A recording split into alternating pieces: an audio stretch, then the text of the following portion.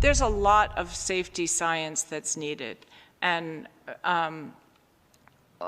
without the good science, we can't have good communication. So although I'm talking about all these other contextual issues and communication issues, it absolutely needs the science as the backbone.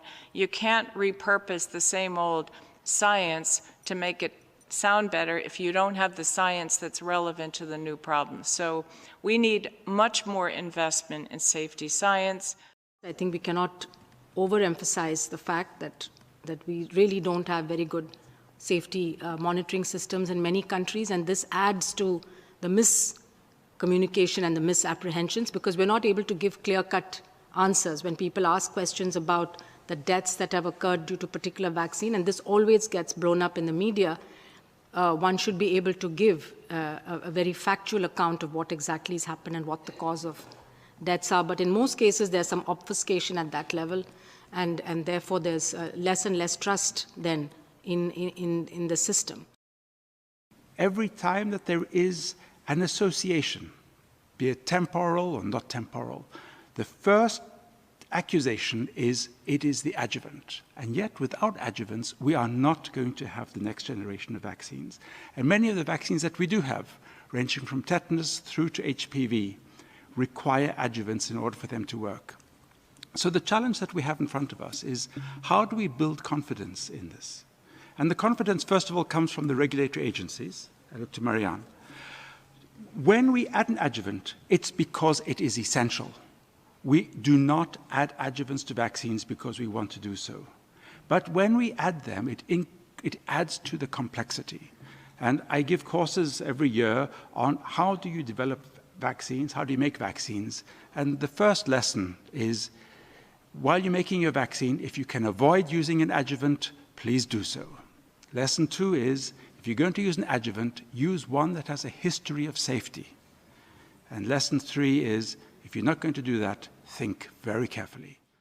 It seems to me that adjuvants multiply the immunogenicity of the antigens that they are added to, and that is their intention. It seems to me they multiply the reactogenicity in many instances, and therefore it seems to me that it is not unexpected if they multiply the incidence of adverse reactions that are associated with the antigen, but may not have been detected through lack of statistical power in the original studies. You are correct. As we add adjuvants, especially some of the more recent adjuvants, such as the AS01, saponin-derived adjuvants, we do see increased local reactogenicity. The primary concern, though, usually is systemic adverse events rather than local adverse events. And we tend to get in the phase 2 and the phase 3 studies quite good data on the local reactogenicity. Those of us in this room that are beyond the age of 50 who've had the pleasure of having the recent shingles vaccine will know that this does have quite significant local reactogenicity. If you got the vaccine, you know that you got the vaccine. But this is not the major health concern. The major health concern which we are seeing are accusations of long-term effects. So to come back to this, I'm going to once again point to the regulators. It comes down to ensuring that we conduct the phase 2 and the phase 3 studies with adequate size and with appropriate measurement. So in our clinical trials, we are actually using relatively small sample sizes. And when we do that, we're at risk of tyranny of small numbers, which is you just need a single case of Wegener's granulomatosis, and your vaccine has to solve Walt's. How do you prove a null hypothesis? And it takes years and years to try to figure that out. So it's a real conundrum, right?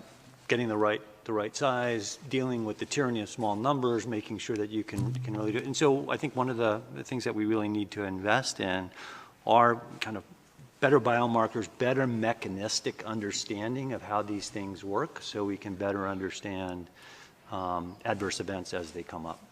One of the additional issues that complicates safety evaluation is, if you look at and you struggle with the length of follow-up that should be adequate in a, let's say, pre-licensure or even post-marketing study, if that's even possible. And again, as you mentioned, pre-licensure clinical trials may not be powered enough.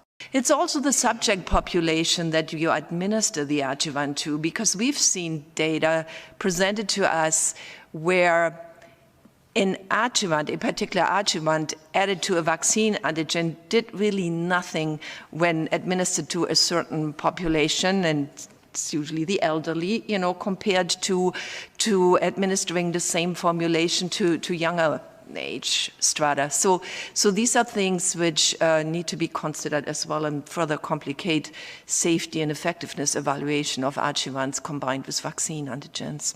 I cast back my mind to our situation in Nigeria, where at 6 weeks, 10 weeks, 14 weeks, a child is being given different antigens from different companies.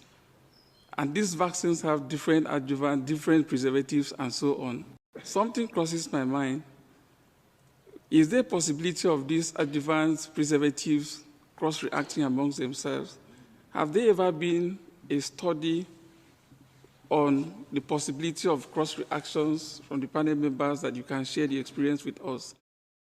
Now, the only way to tease that out is if you had a large population database like the Vaccine Safety Data Link, as well as some of the other national databases that are coming to being, where the actual vaccine exposure is tracked down to that level of specificity of who is the manufacturer, what is the lot number, et cetera, et cetera. And there's initiative to try to make the vaccine label information barcoded so that it includes that level of information, so that in the future, when we do these type of studies, we're able to tease that out. And in order to as each time you subdivide, then the sample size gets becoming more and more challenging. And that's what I said earlier today about that we're really only in the beginning of the era of large data sets where hopefully you could start to harmonize the databases for multiple studies. And there's actually an initiative underway. Helen there may want to comment on it to try to get more national vaccine safety database linked together so we could start to answer these type of questions that you just raised. The other thing that's a trend and an issue is not just confidence in providers, but confidence of healthcare providers. We have a very wobbly health professional frontline that is starting to question vaccines and the safety of vaccines. When the frontline professionals are starting to question, or they don't feel like they have enough confidence about the safety to stand up to it, to the person asking them the questions. I mean, most medical school curriculums, even nursing curriculums, I mean, in medical school, you're lucky if you have a half day on vaccines, never mind keeping up to date with all this.